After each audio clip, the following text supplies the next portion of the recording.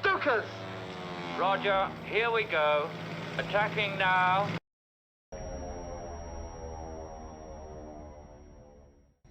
The Junkers Ju-87, with its gull wings, fixed landing gear, and distinct siren, is one of the most recognizable aircraft in history, from any distance. The Stuka flew from 1936 right until the end of the war, destroying thousands of ground targets, despite its seemingly basic design. On film, radio-controlled Stuka models, and CGI has created many dramatic dive bombing scenes. So let's take a closer look at this icon of the Luftwaffe.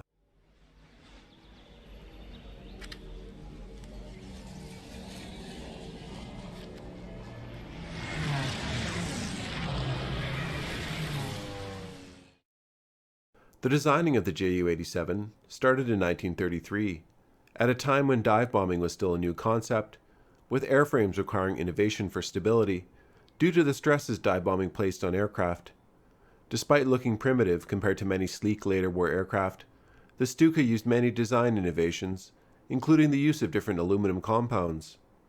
The Stuka design also took maintenance and construction into consideration, using molded and cast parts, avoiding welding wherever possible, allowing airframe segments to be interchangeable for ease of repair. The Ju-87's subdivided airframe also lent itself to ease of transport by rail, road, or ship. So I like what you've done there. May I help you? One innovation impossible to overlook is the use of sirens. Sirens, of course, were an effective psychological weapon, particularly against a poorly equipped or in-retreat enemy. The pitch of a siren could also be used to gauge the speed of an aircraft. But generally, sirens were not as prolific as Hollywood would suggest. The sirens, in fact, were not overly liked by Stuka pilots. They could shear off in a dive or turn.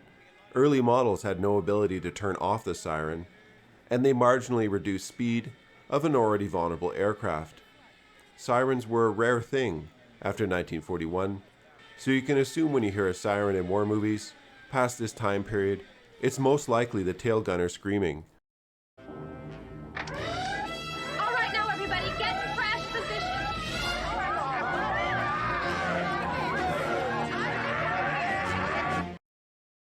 Interestingly, the siren noise has become so synonymous with steep dives that it's often reused for virtually any aircraft in Hollywood for its dramatic effect.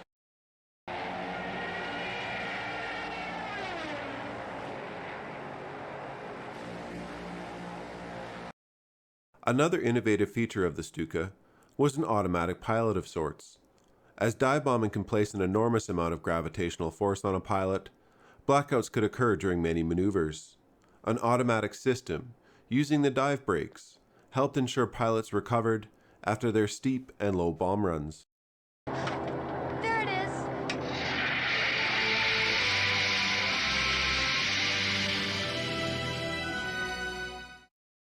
The Ju-87 first saw combat in Spain during the Spanish Civil War.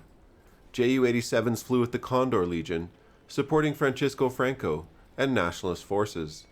This allowed the Luftwaffe to test tactics, crews, and aircraft. The Ju-87 saw limited but effective use in Spain. It was invaluable experience for air and ground crews.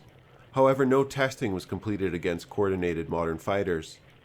Pre-World War II production would be ramped up, and by the outbreak of World War II, the Luftwaffe had 360 Ju-87As and Bs available to aid in the blitzkrieg of Poland and France.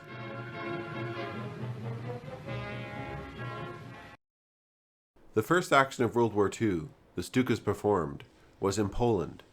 They were the first aircraft to drop a bomb in the war and the first to get an air-to-air kill.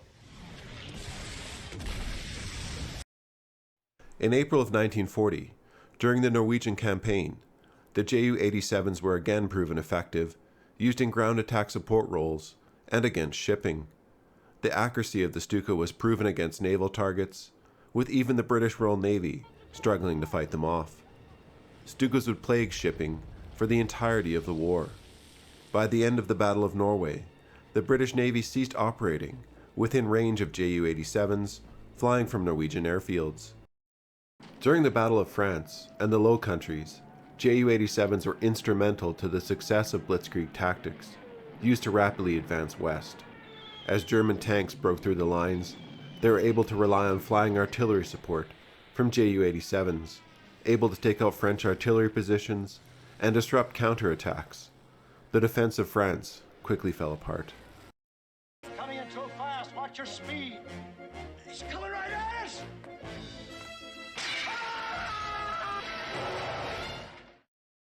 After the fall of France, it was the Battle of Britain, where the Stukas would be stretched beyond their intended use.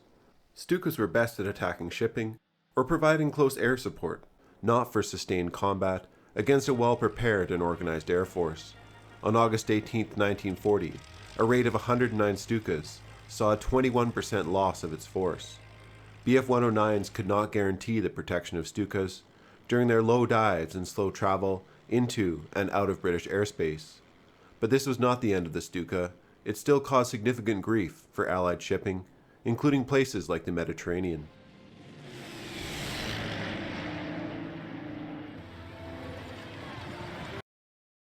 On the Eastern Front, during Operation Barbarossa, the invasion of the Soviet Union in 1941, the Stuka was right in its element, performing close air support roles.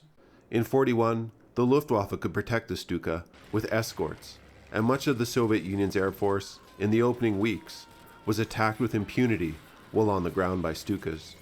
Stukas crushed Soviet ground forces, trying to reorganize counterattacks during the initial invasion.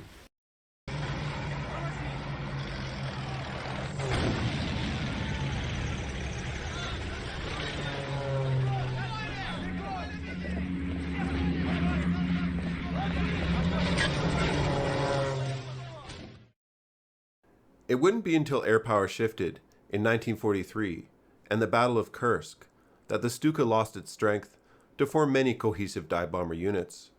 Stukas became highly vulnerable without their escorts, and the excellent FW-190F was favored for ground attack roles as it could defend itself.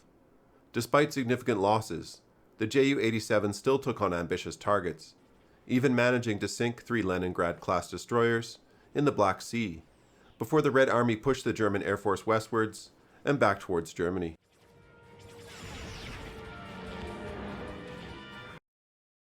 In the last months of the war, the German Air Force continued to use the Stuka. It remained an effective aircraft in Finland, able to spot tanks and supply vehicles on constricted wooded roadways. On the German front, the Luftwaffe took advantage of the Red Army, pressing ahead at a speed their own air force could not keep pace with, and they continued to destroy ground vehicles at a surprising rate. The Stuka had 2 7.2mm machine guns, one in each wing, and a rear gunner/radio operator. It was slow and could not easily defend itself compared to contemporary fighter bombers. What the Stuka was highly accurate, easy to manufacture and repair, and most importantly, had some of the best experienced pilots and crews available, some of whom had seen combat in Spain since before World War II. Alright, I'm Johnny, and thanks for watching this little brief on the Stuka. Please feel free to expand on the aircraft in the comment section below, and we'll see you in the next video. Henshaw, take over. What kind of plane is it? Oh, it's a big, pretty white plane with red stripes and curtains in the window and wheels, and it looks like a big Tylenol.